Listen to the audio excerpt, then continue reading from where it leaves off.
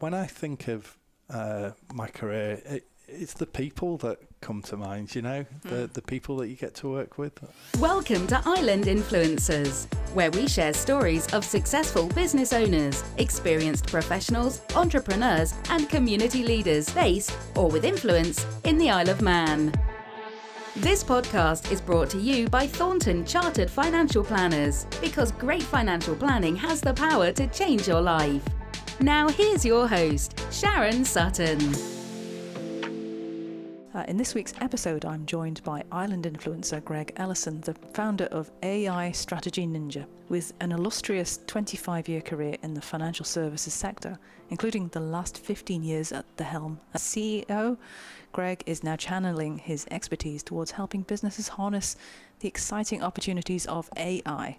A lifelong advocate of continuous learning, Greg embarked on his educational journey with a business studies degree from Swansea University, followed by an MBA from Henley Business School. He's a distinguished chartered director and has enriched his knowledge with courses at Oxford's Said Business School. Most notably, he recently completed the AI and Business Strategy program at MIT in America. Greg's professional life brought him and his wife and children to the Isle of Man in 2006 when he assumed the role of head of banking at Barclays Wealth, overseeing operations in Jersey, Guernsey and the Isle of Man. In 2021, he launched the island's inaugural digital bank, Capital International Bank, whilst achieving an impressive threefold growth in the group's profits. I hope you enjoy our conversation as Greg delves into his entrepreneurial aspirations, shares his career's pinnacle moments, his most significant sources of inspiration and his visionary plans for AI Ninja, ultimately embedding AI into the heartbeat of IT systems. Here is episode 97 of Island Influencers with Greg Ellison. Enjoy. So I'd like to welcome to the Island Influencers studio, Greg Ellison. Thanks so much for coming along on such a gorgeous sunny day, Greg. It's really nice that you to bring the weather. It's my pleasure. Thank you for inviting me. So what we normally do is we just dive straight in and ask our guests to tell us all about you, where you've come from. What's brought you on your pathway to be in the Isle of Man, doing what you're doing? And I've been reading your, doing what you usually do before you meet a podcast guest. You stalk them online a little bit and then go through their CV. And, I started reading this and I'm thinking, gosh, this is just like my own CV. It's really, it isn't really at all. It's nothing like that. You're supposed to say really, and I'm to say no. Could you tell us all about where you grew up, for example? Let's start there. Sure. I grew up in Halifax, West Yorkshire, and other than 4 years where we lived in Wilmslow in Cheshire, where we had to move with my dad's job, the majority of my childhood I grew up in Halifax. Yeah. And what did your dad do? So Dad he qualified as a lawyer, and he did that because he wanted to work in local government, and he was the chief executive of Calderdale Borough Council. And before that, he'd been deputy chief executive of Trafford, which is what took us over to that part of the world. But then we returned to the right side of the Pennines, and Dad did that for 15 years. Mm-hmm. And I went to school in Bradford. I went to Bradford Grammar School, and it was incredible. We had a childhood that was dominated by sport. I used to play a lot of rugby. I've read that about you, yes. and Dad was always very busy with his work. He was out at meetings every evening, and it really dominated his life. But he always made time on a Saturday to watch me play rugby, and then on a Sunday morning to play rugby league at my local club, and then on a Sunday afternoon we'd go and watch Halifax Rugby League. Rugby League, yeah. Yeah, wow. And we'd watch them home and away religiously every Sunday, and so we had that great connection and time together. But he was a very busy man during the week, so we didn't see much of him during that time. Yeah, it's a shame. They say that nobody remembers if you work late except your kids. Yeah, well, that was true, but it also, I learned a lot from that. He was doing some incredible work, and he would often have very influential people to dinner or would meet with them. He worked with Prince Charles for a number of years, working on the regeneration of Calderdale, turning the old Victorian mills into modern workspaces. Not dissimilar to what we're doing here in your offices. And Prince Charles visited Calderdale about 6 times, I think, over a 5 or 6 year period to keep looking at the work that he was doing, and it was incredible, part of an urban regeneration program, and that was very inspiring for me as a young man to see him having that influence. So it was great. You didn't see much of him during the week, but we had that precious time at the weekend, which was all about rugby. Yes, and you were not bad at it, from what I can read. Yeah, no, I was very fortunate.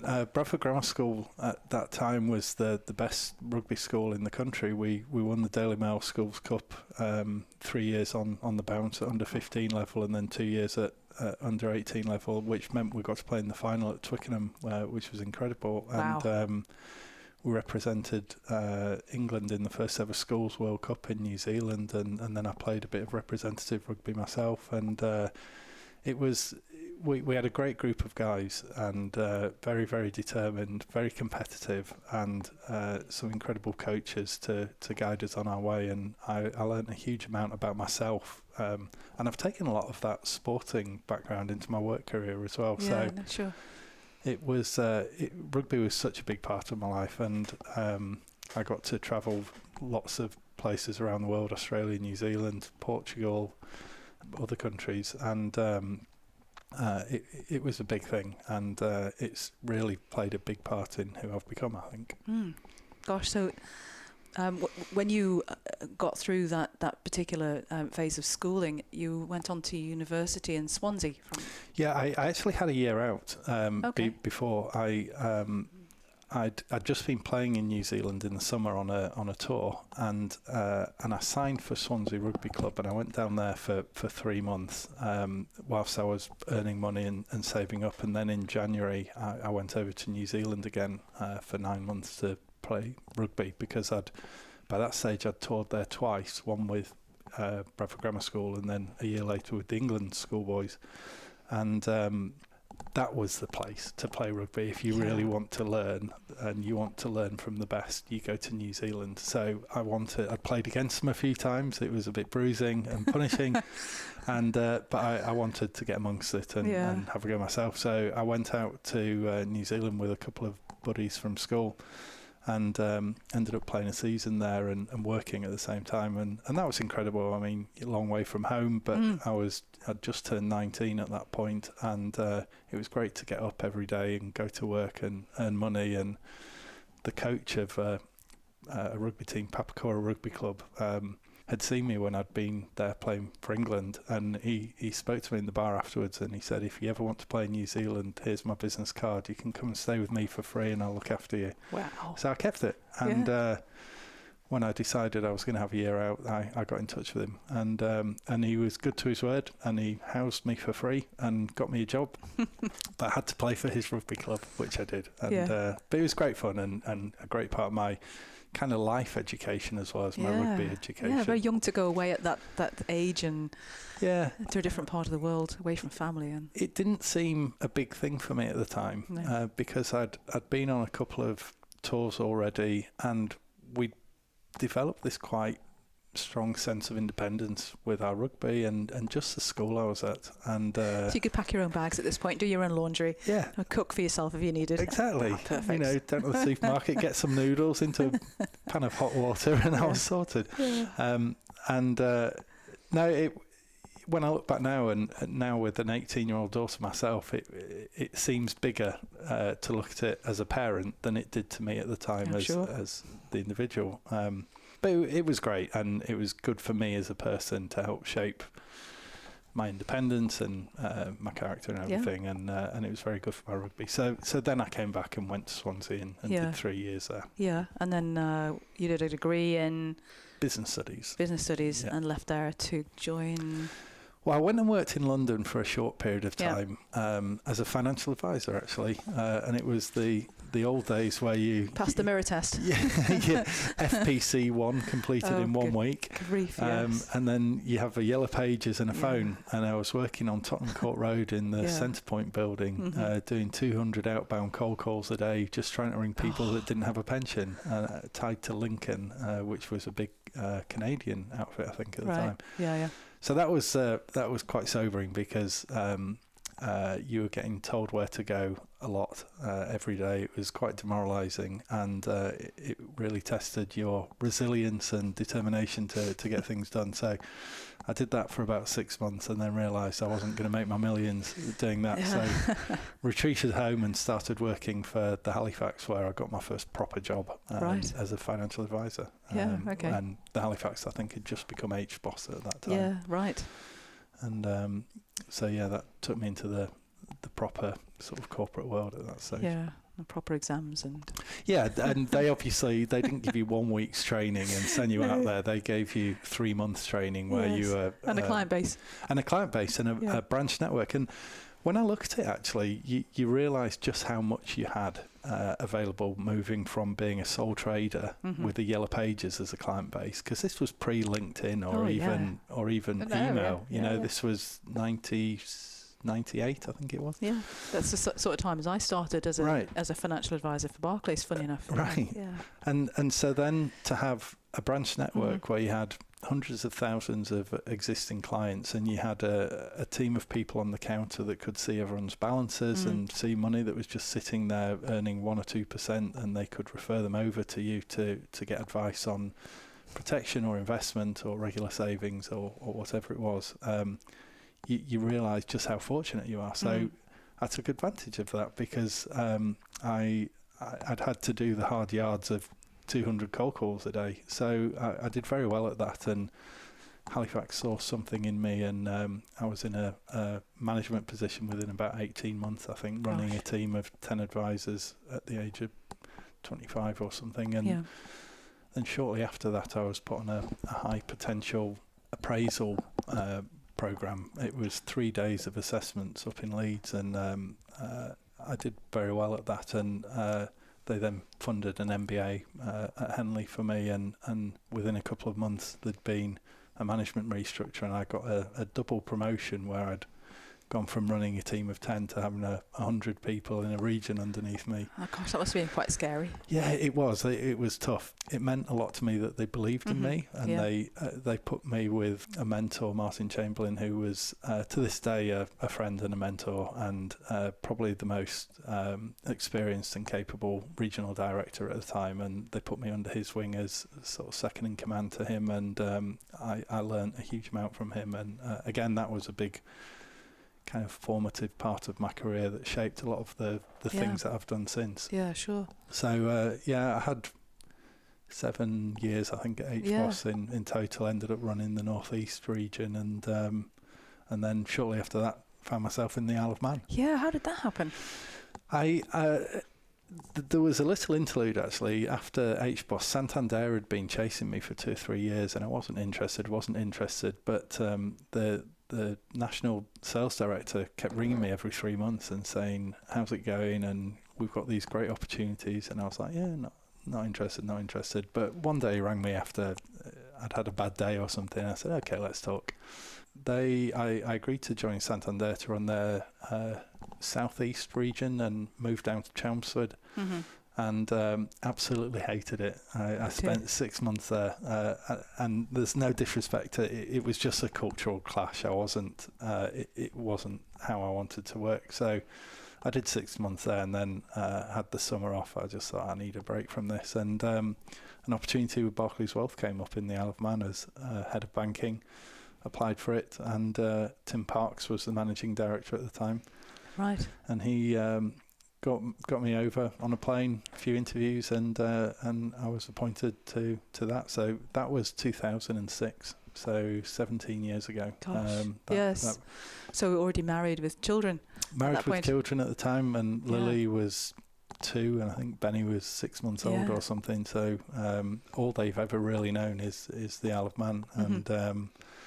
So we moved over, and I did that for about 18 months, and then I was appointed managing director then for Barclays Wealth for Jersey, Guernsey, Isle of Man, and that was September 2008, the same month that Landsbanki fell over in Guernsey, Cowtings fell over here in the Isle of Man, Lehman's fell over in North America. It was an interesting time as a 36-year-old to be running the biggest company on the Isle of Man. that was a bit of a baptism of fire, but it was good because it was tough, Yeah. and things that would take years to develop your relationships with the ministers and the regulators and the auditors and central finance in London, and they were forged in weeks because of the crisis was going on. And is that what do you remember most about that period? There was a real the pace of change was incredible. I remember times being at meetings where you had your laptop open because markets were moving so quickly and things were happening at a pace that had never been seen before. And trying to make sense of that when you're running a big organisation was challenging. And I didn't have masses of experience at that time, but even people with masses of experience didn't really have any relevant experience of those kind of scenarios. Yeah, so like something that's never happened before. Yeah, it's funny that happens, doesn't it? Quite a lot. This has never happened before. Yeah.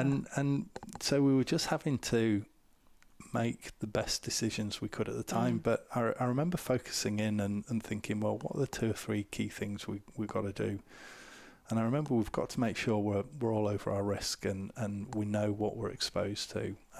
We've got to make sure we've got the board of directors being active and in control and meeting a lot more regularly than. So this is the local board or the board in London? This was the Isle of Man board. Right. So the Isle of Man was a subsidiary of Barclays Bank PLC, and we had branches in Jersey and Guernsey. It's changed its structure now, but it was a proper board. So we were meeting a lot more regularly. And one of the key things was I said we've got to be really, really proactive with clients. We've got to communicate actively to them to tell them our take, even if we don't really know what it is. Don't panic. Yeah, because it's easy to hide in crises. And I think I remember saying to our staff and leadership team, people will remember in 5 and 10 years' time whether you stood up or whether you hid. And so we focus very greatly on being visible, being active, and we managed to get through it. And it was a crazy time, but you learn a lot in situations like that. Yeah, you really do. So on from Barclays, you were there for a while after that. 5 years in total. Yeah. And then... and whilst you were there, I noticed you got into the Junior Achievement Isle of Man. Yeah. How did that come about? Someone from JA reached out to me shortly after... I can't remember if it was when I was a director or the managing director, but it was in my early days at Barclays, and educated me about what the charity stood for. And I remember thinking, this is incredible. It was about trying to engage with young people in the school system and educate them on things that isn't on the national curriculum, about how to manage money, about entrepreneurialism, and give them ideas of where they could go in their career, which aren't necessarily taught day to day in the schools. Yeah. And I thought at the time Barclays had about 800 people in the Isle of Man, about 1,000 people across the 3 islands, and I thought, well, as the biggest commercial employer on the island, this is something we should get behind. And Jim Dale was the chairman at the time, and he invited me to come onto the board as a non-exec, and I thought that was a good thing to do. So I worked very hard with JA in those early days, because it's such a good organisation now. You've got the team competing and winning at a European level, which is... They've done it twice now, haven't they? Yeah, and individual award, team awards. But at the time it wasn't in good shape, and one of the first things we did was hire Sue Cook. And Sue takes all the credit for everything that's happened since. She's been on this programme, actually. Brilliant. Yeah, I've nothing but good to say about Sue. She's an absolute warrior, and she's done an incredible job. So I was non-exec for 5 years with Jim, and then when Jim decided to step down, he asked me to take over as chair, which I did for about another 3 years, I think. Yeah. And it was a real privilege to be involved with JA, and we managed to get a lot more funding for them through the private sector and some personal donations from high net worth on the island. And with Sue's vision and the team that she was able to build and the determination that she put into JA, supported by the funding we were able to raise, it just transformed the impact of the organisation, and just delighted to see it go from strength to strength now. So No, well done. It's a super thing to have on your CV for sure. Well, it was a privilege to be involved with, and you know, it's people talk about getting the right people. You just look at the impact of hiring Sue. And it's all voluntary, isn't it? It's all pro bono. You, but everybody else that's involved with it as well. It's, obviously there's a core employed team that course there has to be the programs, but the board, it's all pro bono. All the mentors that go out into the schools. Yeah, and the impact that it has, not just on the young people that they're delivering to, but it's an incredible development opportunity for the organisations that support it as well, and have their people exposed. You know, I did a session with some year 9s in Ballacomene, and it took me out of my comfort zone, standing in front of these young people for 3 hours, trying to engage with them. You know, it's a different dynamic to engaging with people at work, and so it's great for the volunteers as well. Yeah, we've done a bit of that. It is quite in awe of teachers that they can stand up and do that. It's you have to use different techniques. You know, I remember there was one young lady who had at the time you didn't have wireless headphones. They were on a little white wire. You know. And she had an earphone in her ear, and it was threaded through her blazer and hidden in her ear. And I kind of sussed her out, and you just having to use a different communication and engagement style to try and influence these people and keep their attention. But it was fun, and I've got nothing but respect for JA and the work they've done. And it's another example of where the island punches above its weight, you know, when you look at what it's now achieving on a European scale and the innovation coming out of some of the teams in the company programme. It's fabulous to see. It is absolutely astonishing. Yeah. So from Barclays, what happened after you left Barclays? You still remained with Junior Achievement for a bit, didn't you? Yeah, I went to Boston. Richard Moore was a client, and I've been introduced to him. They were going through some changes, and Richard wanted to grow the Boston group basically, and he asked me to come on board. And I'd spent 5 years there, the last 3 years as MD, and what I found, because of the banking crisis, my days were dominated by regulation and compliance and auditors and all that stuff you had to deal with at the time, which was appropriate, but I wasn't really getting exposed to growth and innovation and entrepreneurship, and they were the things that really excited me. So the prospect of working with a group of people that was well backed and had a lot of ambition was attractive to me at the time, and so I agreed to join Richard, and he wanted to grow Boston. And over the course of the next 5 years, we had some good people, Sarah Ingrassia, Catherine Ellis, amongst others. And we opened an office in London, we opened an office in Malta, we opened an office in Dubai. We diversified some of the product offerings, and we gave them a real strategy and a framework, and went hard at it to grow the business, and we did that well. And again, you know, I look at what Catherine's done ever since. Yeah, she's being a bit podcast shy at the moment. Has she? Yeah, she has. Well, you're going to have to work on her. No, it's.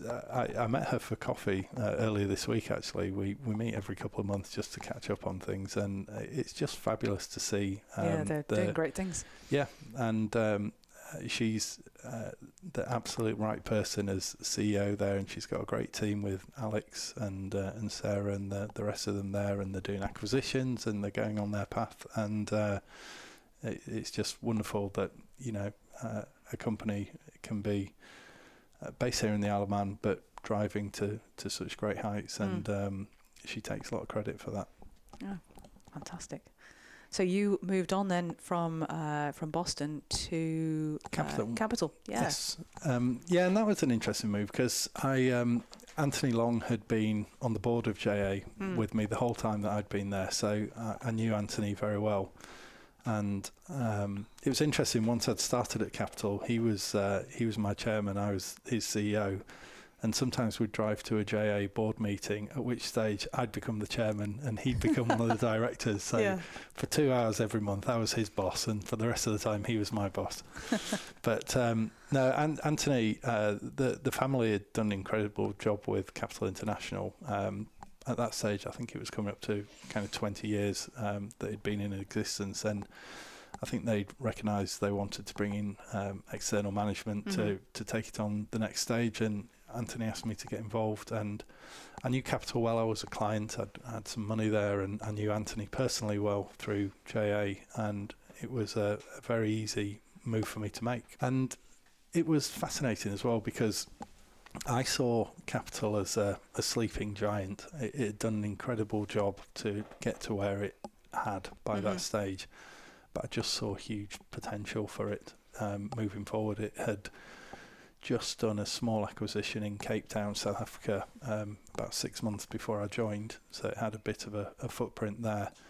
But the kind of core business, I just saw amazing potential for it. And we spent about 6 months in the second half of 2016 working on a strategic review, just looking at what the business did well, what the opportunities were in the external market for it to grow aggressively, and some of the things we'd need to sharpen up on or invest in. And by January 2017, we had quite a clear strategic plan, which we took to the board, and it got approved. And obviously one of the key things within that was to set up a new bank. Yeah. Was that driven by the change in regulation? The Isle of Man came up with a new banking licence category, didn't it? Yeah.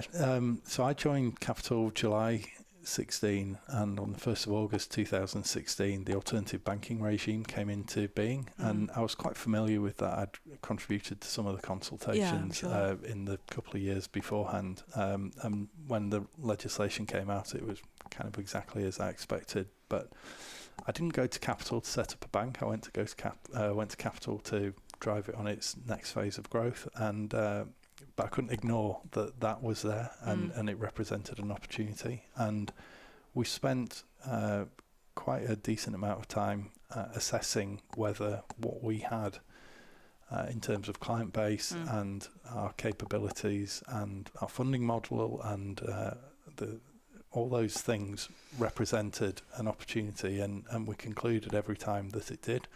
So it was then just a question of, did we have the conviction and the will to do it? And I'm glad to say we did. And that started a long journey from January 2017 to the full license being awarded in end of May 2021. So they give you a provisional license to start with. There was a provisional in August 2019, so that was quite a turning point, because it'd been a kind of theoretical desktop project. You know, you're writing lots of papers about your financial model and your risks and controls and your product range and your people and your governance and your processes and all of that.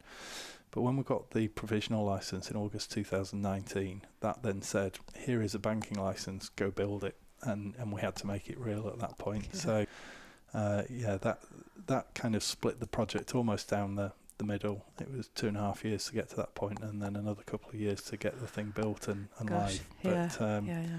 But we did it, and obviously in the latter stages of that was 2020 and the coronavirus and lockdown, it certainly added some added complexity to those final stages of build and testing and getting the launch prepared. But we got there, and it was an incredible effort by a lot of people. Yeah. And I'm delighted now. I'm still a shareholder at Capital, and I'm a client as well. When I opened my new business, obviously, I went to Capital International Bank and they got my account open in one day, which was what we designed it to do. Yeah, sure. They weren't going to let me down on that. And, they're in profit now and making good money, and it's going to be a real force for good for the island and the corporate sector and internationally as well. There's clients there all over the world. So it did what we designed it to do, and I'm very proud of the people that we brought in to get that done. So. Oh no. Oh, well done. So at some point you decided to step away from capital and move on to what you're doing now? Yeah, it was interesting. Back end of last year, I was unwell. I was in hospital with pneumonia for 4 days. Out of nowhere, I just was feeling unwell and coughing a lot. And at first I thought it was COVID and did several tests, and it wasn't. And one Saturday evening, I found myself in the back of an ambulance with the blue lights blaring, being rushed into hospital, and I was in there for the next 4 evenings. And I had quite a severe case of pneumonia, and I had no idea where it came from or how, but it gave me a chance to just take stock. And I'd been running myself into the ground, working and building not just the bank, the wider business as well, because it's there's over 200 staff there now. It's grown hugely in the investment business and in South Africa as well as the bank. And I started thinking at that point, maybe I need to do something a little different. And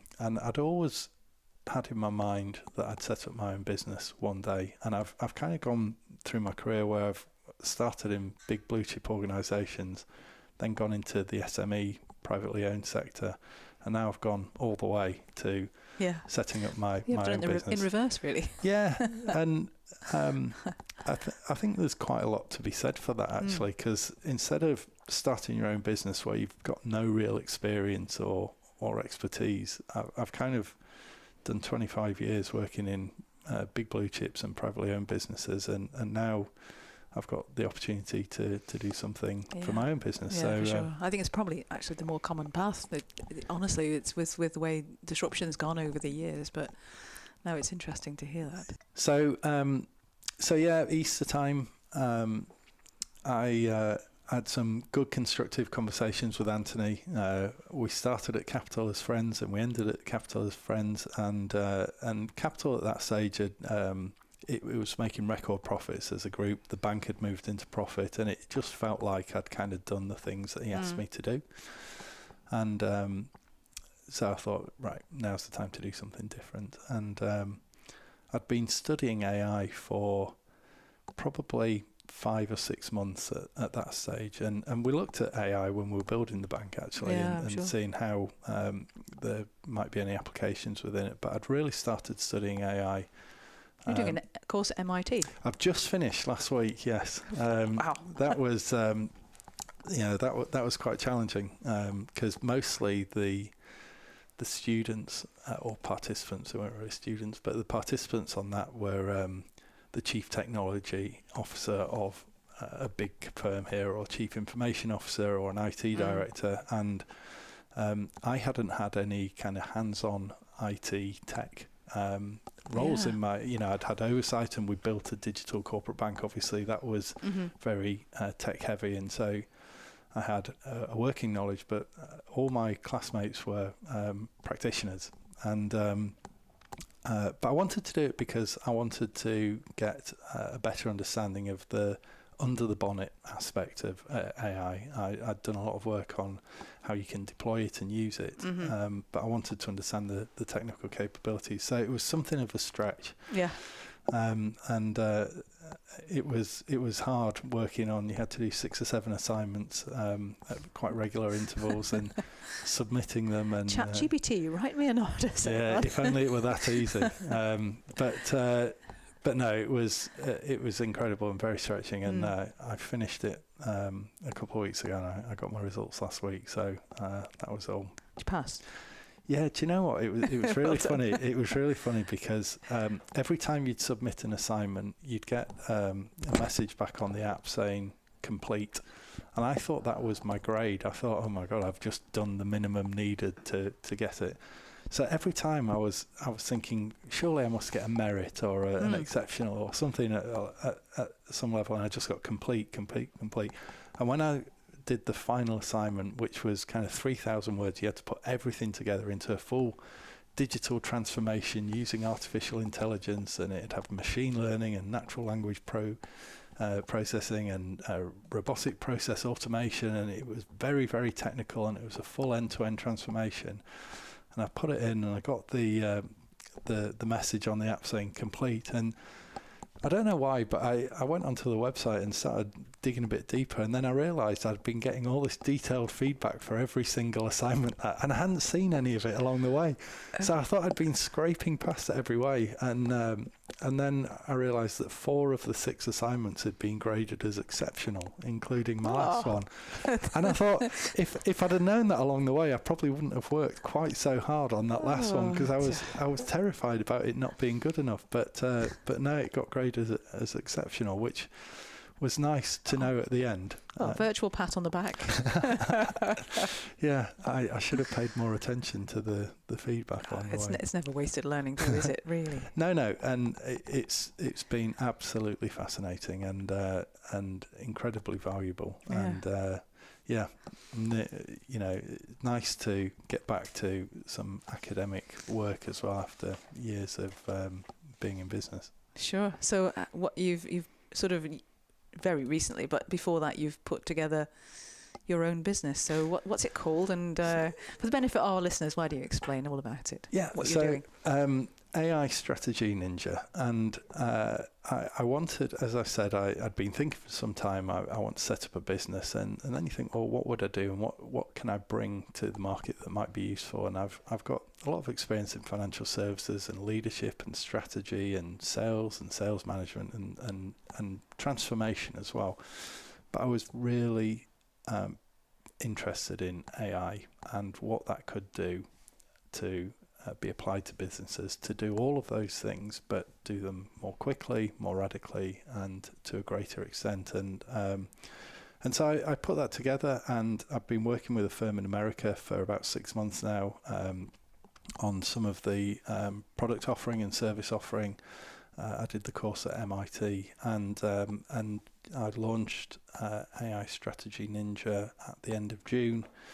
And it's providing training and consultancy across a number of different sectors, but with a real bias towards strategy, towards governance, towards sales and sales management, and how organisations can leverage and harness AI to help them create a competitive edge and do things better, faster, cheaper.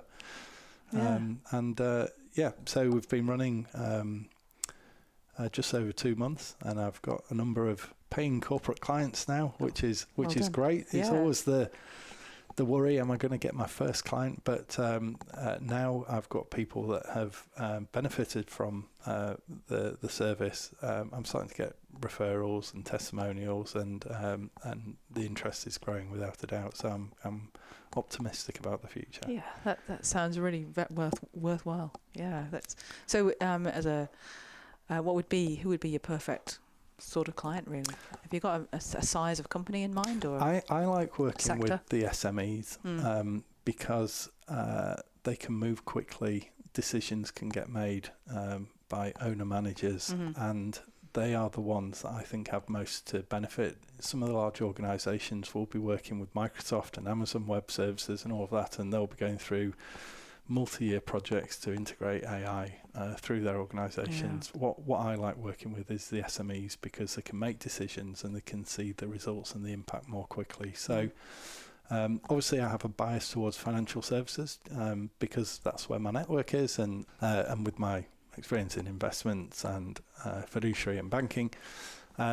But any of it can apply across any sector. And I've done some work with e-gaming companies because when you look at it, you can apply it to marketing, to HR, to finance, to sales, to operations, and all companies have those in different guises. So it's a fascinating space to be in, and every day I'm really learning new opportunities and still working with the firm in America. And I've now got a network of people from MIT that I'm on various chat groups with and LinkedIn groups, and we share ideas. So the new opportunities are just coming through literally daily, and it's fascinating and very liberating as well to be running my own company.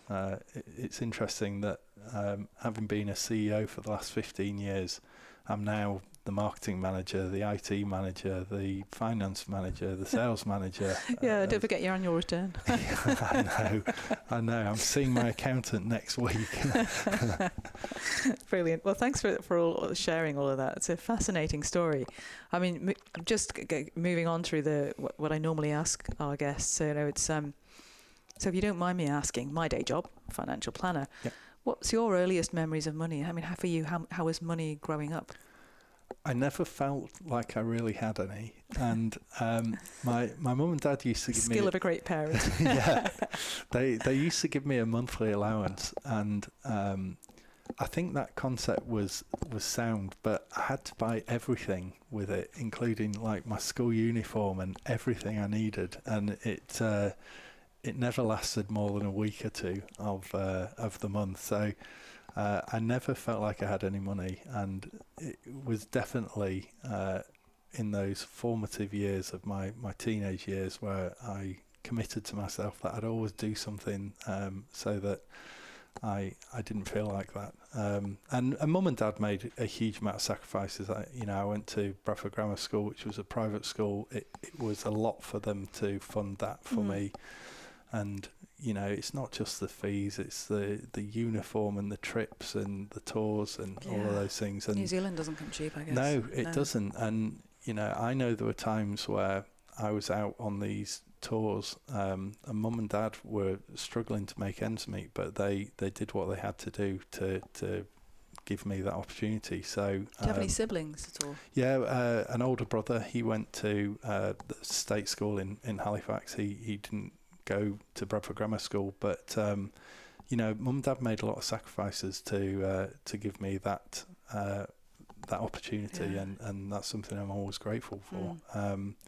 So we never felt like we had much money, but they always did what they needed to give me opportunities. Yeah. And is that kind of behaviour, you brought that through with you to adulthood? Yeah, I mean, I've got 4 kids, 2 from a previous relationship. My older kids, Lily and Ben, who are now 18 and 17, and they've been at King Bill's all the way through. And I've got 2 younger kids now, Hugo and Eliza, who's 4, and Eliza's nearly 2, and Hugo's literally starting school next week at the Buchan. So I now next month I've got Lily's university fees to be paying for, and I've got Hugo's school fees to be paying as he starts at the Buchan. So it gives me lots of motivation to make the business a success. Yeah. Sometimes you need that, don't you? Yeah, like sport and a number on your back, almost. Do you know what? I can't not give my kids those opportunities when I was fortunate enough to have them. And I look at the guys that I was at school with, and they've all done very well, and we're all still pretty tight now as well. And that's nice. It's a good investment, education, I think. Oh, one of the best. Yeah. So, of all the things that you've done so far throughout your career, what's given you the most fulfillment? Most fulfillment. There's different things. I mean, I was very proud of some of the things I achieved early in my career with HBOS.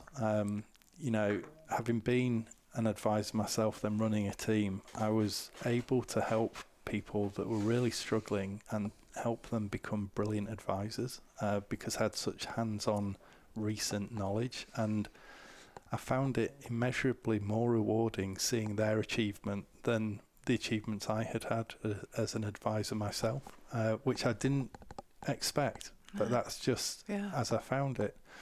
So I was very proud of that. I think, the bank's a highlight. It was such a complex project, and there were... Which one? The Barclays one or the Capital one? No, Capital. I mean, one of the reasons I went from Barclays to Boston in the first place is I wanted to build something, not run something. Yeah. And to build at Capital, the bank, and the people that we're able to recruit and get together behind that clear vision and achieve what many people thought was impossible was that was pretty special. And that's a highlight. But when I think of my career, it's the people that come to mind, the people that you get to work with. Okay, so any existing or aspiring business owner, entrepreneur, what would be your number one tip? I would suggest to them that they should focus on doing something that they're passionate about.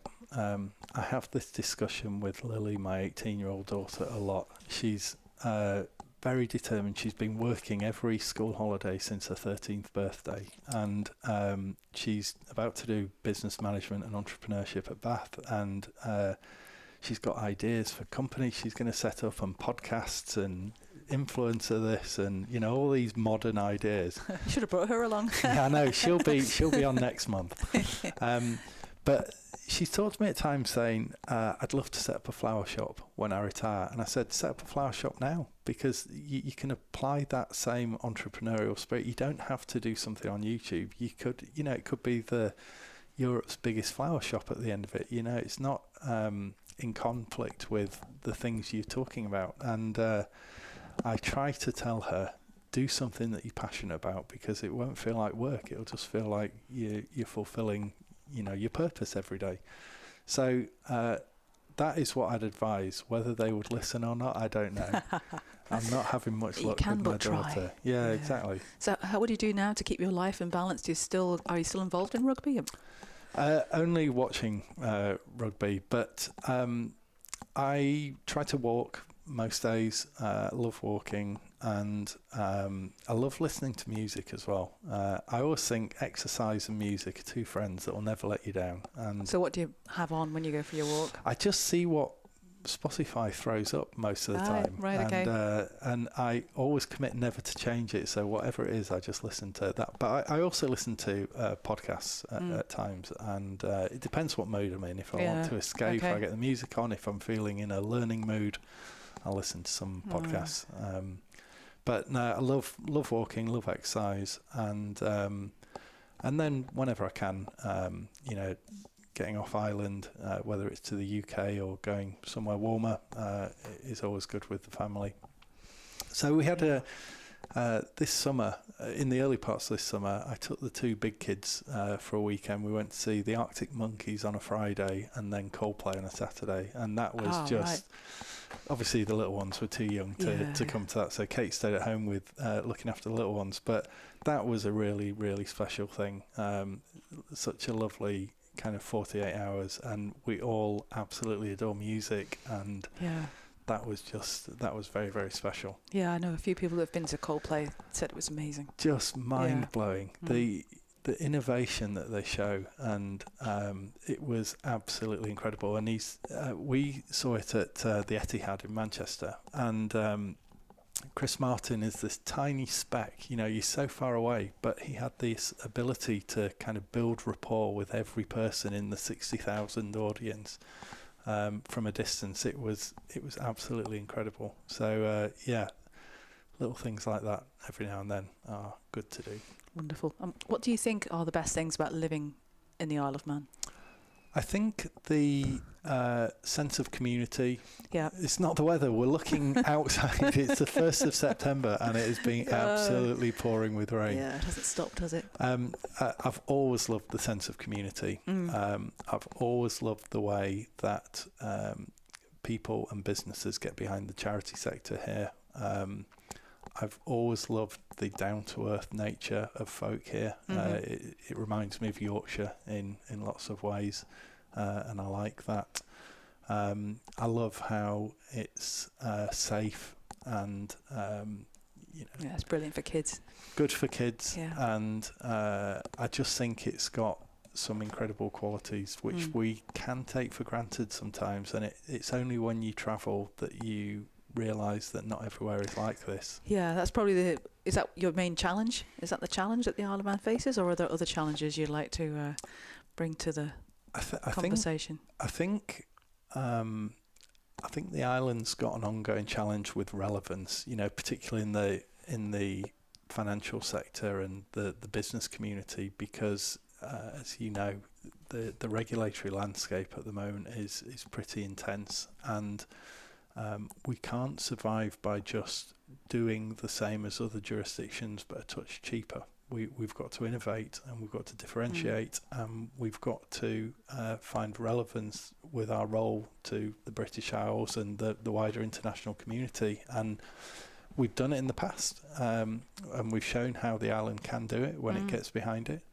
And that's something that requires the ongoing interaction between the private sector, the public sector, and the educational sector on the island, so that we're developing the skill sets that we need, so that we've got the right focus and interaction between business, between the regulators and government, and it's possible. And because we're small, we can get things done, and that's definitely something in our favour. It is. I remember in the UK they'd started to try and get an apprenticeship scheme on the way for all sorts of schemes, including financial services, and it got off the ground to a certain extent. We piloted as well. We didn't get as far as a pilot here. 2011, it went nowhere. But they're looking for other types of things like that in the financial and professional services part of Chamber, I think. So, right. I remember in the early days when I was setting the bank up, I felt intimidated by how little we had compared to the existing banks, things that you take for granted. And it didn't take me too long to realise that the lack of baggage that we had was a real source of advantage. And I look at the Isle of Man at a jurisdictional level in the same ways. We're small, so we can make decisions, we can make them quickly, we can get things done, we can be fleet of foot, and we've got to be all of those things, and we've got to keep our head up. Is that where those solutions and opportunities lie then?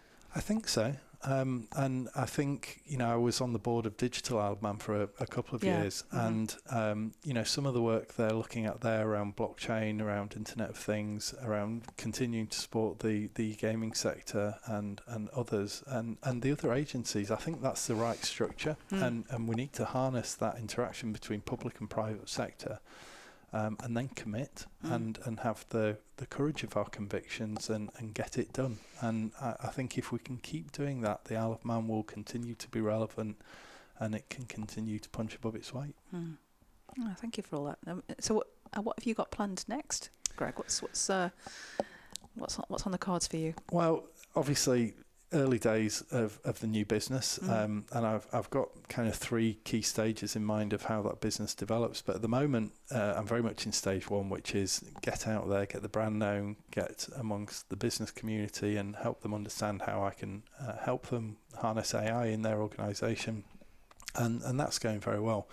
And the second phase is where I'm looking to work with other partners, where, for example, an organisation might want to do quite a significant digital transformation and put AI into the heartbeat of its systems. I'll need to work with partners, and I'll be unearthing use cases there. And so I'm just building early conversations with some partners that can implement some of those more comprehensive solutions. And then there's a third stage, but I'm not telling you about that at the moment. That will have to be... Okay, well, that sounds exciting. I must admit, as far as you've gone there. Yeah. Oh, brilliant.